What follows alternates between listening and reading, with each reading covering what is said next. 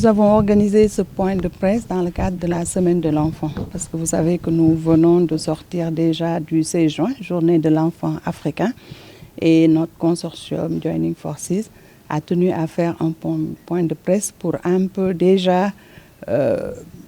comment dirais-je, avec la situation actuelle au niveau du pays, la situation des enfants qui sont souvent victimes de violences dans notre pays, malgré tous les efforts qui ont été déployés, aussi bien au niveau de nos États, de notre gouvernement que de nous en tant qu'organisation. Nous avons remarqué que il y a quand même beaucoup de choses qui restent à faire. Les enfants restent encore dans les rues, dans des situations très difficiles. Il y a les violences faites aux enfants et notamment aux filles, les abus sexuels qu'on a vus récemment aussi, qui ont été exercés sur des enfants, et puis beaucoup d'autres éléments qui nous permettent de nous dire qu'il faut quand même que nous puissions dénoncer cette situation-là et nous dire que nous déplorons cela et appelons tous les acteurs à mieux protéger les enfants, aussi bien les parents, les communautés, mais aussi l'État du Sénégal qui est le garant de la protection de tous au niveau de notre pays. Et nous, en tant que consortium composé de 7 organisations, des 7 plus grandes organisations de protection des droits des enfants, nous nous sommes dit qu'il faut quand même que ce point de presse puisse nous permettre de faire ce plaidoyer-là et d'arriver à faire avancer les choses, échanger avec la presse, communiquer sur cela, les appeler eux-mêmes à agir et à quand même nous appuyer dans ce plaidoyer que nous faisons pour la protection des enfants du Sénégal. Nos thèmes de plaidoyer qui sont d'abord l'adoption, déjà le processus d'adoption du Code de l'enfant. Nous ne voulons pas parler juste de l'adoption parce que le processus est encore en cours. Nous voulons savoir exactement qu'est-ce qui bloque ce processus en tant qu'organisation pour que ce processus puisse arriver au niveau de l'Assemblée nationale et que le code soit voté. Pourquoi le code de l'enfant? Parce que nous pensons que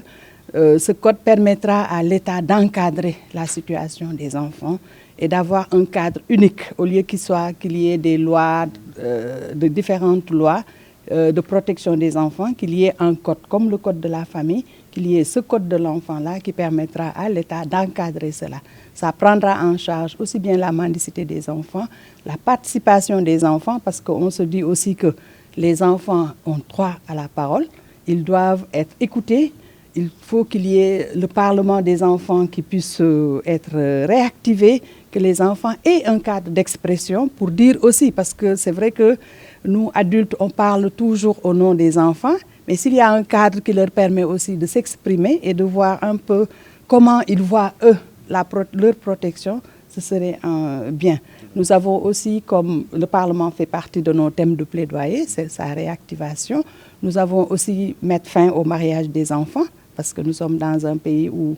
encore peut-être que ça ne se sent pas trop quand nous sommes dans un environnement urbain, mais dans certains environnements, le mariage des enfants reste encore une réalité. Donc ce sont vraiment... Et puis le financement même de la protection des enfants. Parce que nous savons que dans nos États, il y a beaucoup de budget.